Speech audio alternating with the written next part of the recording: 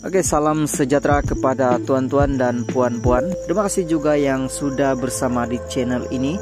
Dan bagi mereka yang belum subscribe channel ini, sila subscribe dan like dan komen, share supaya Anda tidak akan ketinggalan info-info menarik yang ada di channel ini. Berita hari ini saya mau kongsikan kepada Anda daripada Sinar Harian. Anwar tidak mahu polemik permusuhan dengan Tun M berterusan. Kuala Lumpur, Perdana Menteri Datuk Seri Anwar Ibrahim tidak mahu lagi polemik permusuhan atau hubungan pasangan surut antara beliau dengan Tun Dr. Mahathir Mohamad diteruskan. Sebaliknya, semua pihak perlu menerima hakikat bahwa rakyat sudah memberi mandat kepadanya untuk menerajui kerajaan. Tanpa menyatakan secara khusus mengenai status hubungannya dengan Tun Dr. Mahathir, Anwar berkata tumpuan beliau ketika ini adalah melaksanakan tugasnya sebagai Perdana Menteri dan enggang melayani karena atau celoteh yang tidak relevan daripada negarawan itu. Belum ada apa-apa hubungan situasi terkini antara saya dengan beliau. Saya pun hanya tumpu pada kerja saya sebagai Perdana Menteri, dan saya tidak sangat melayani karena atau celoteh dia yang saya fikir tak begitu relevan. Rakyat sudah memilih dan kita diberi mandat untuk menjalankan kerja.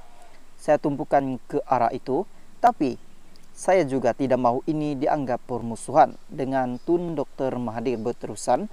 Tidak perlulah, katanya ketika menjadi tetamu rancangan Temu Bual Television Indonesia special interview bersama Datuk Seri Anwar Ibrahim yang disiarkan di saluran CNBC Indonesia TV pada Jumaat. Anwar berkata demikian sebagai menjawab persoalan mengenai hubungannya dengan Perdana Menteri keempat dan ketujuh itu yang sering menjadi tumpuan dan polemik berbagai pihak, khususnya selepas ahli parlimen Tambun itu mengangkat sumpah sebagai Perdana Menteri ke-10 pada 24 November lepas.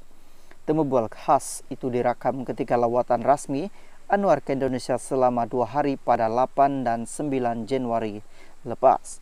Sementara itu, ditanya mengenai suasana politik Malaysia, Anwar akui keadaan politik di negara ini berbeza dengan Indonesia dan beberapa negara lain karena permusuhan politik Malaysia disifatkannya sebagai terlalu kejam, yang mungkin disebabkan warisan cara kepimpinan Tun Dr.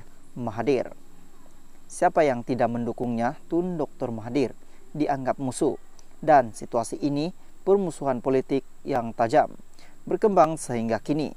Tapi sekurang-kurangnya kita, kerajaan perpaduan, cepat bertindak, ubah kepada cara baru dengan memikirkan soal negara, masa depan dan kestabilan politik, sehingga berjaya membentuk pergabungan dengan pendirian tata kelola baik dan menolak korupsi, dan prinsip ini telah disepakati. Saya harap pembangkang kita di Malaysia juga tidak terlalu mempertajamkan permusuhan, dan saya juga minta mereka hindari daripada mengeluarkan kenyataan yang menghukum dan mengiktirafkan orang jika ini dapat diringankan. Kita boleh berdialog dengan lebih baik, katanya. Oke, salam sejahtera kepada tuan-tuan dan puan-puan. Terima kasih juga yang sudah bersama di channel ini. Dan bagi mereka yang belum subscribe channel ini, sila subscribe dan like dan komen, share supaya Anda tidak akan ketinggalan info-info menarik yang ada di channel ini. Berita hari ini saya mau kongsikan kepada Anda, berita sedih hari ini daripada Sinar Harian. Pegawai khas TPM Ramesh meninggal dunia. Kuala Lumpur dikemas kini pegawai khas hal ehwal kaum India di pejabat timbalan Perdana Menteri Ramesh meninggal dunia pada Sabtu. Difahamkan mendingan yang juga Presiden Pertubuhan Mindah dan Sosial Prihatin Malaysia meninggal dunia akibat serangan jantung. Menurut timbalan Perdana Menteri Datuk Seri Dr. Ahmad Zahid Hamidi, pemergian itu disifatkan amat mendukacitakannya. Dengan perasaan sedih dan duka cita, saya dan seluruh warga pejabat timbalan Perdana Menteri dan Kementerian Kemajuan Desa dan Wilayah KKDW ingin menyampaikan ucapan takziah kepada keluarga Rames, pegawai khas yang meninggal pada awal pagi Sabtu 14 Januari 2023. Semoga ahli keluarga, kenalan dan rakan taulan mendingan tetap sabar dalam menghadapi dugaan kehilangan insan yang mereka sayangi, katanya dalam satu kenyataan pada Sabtu.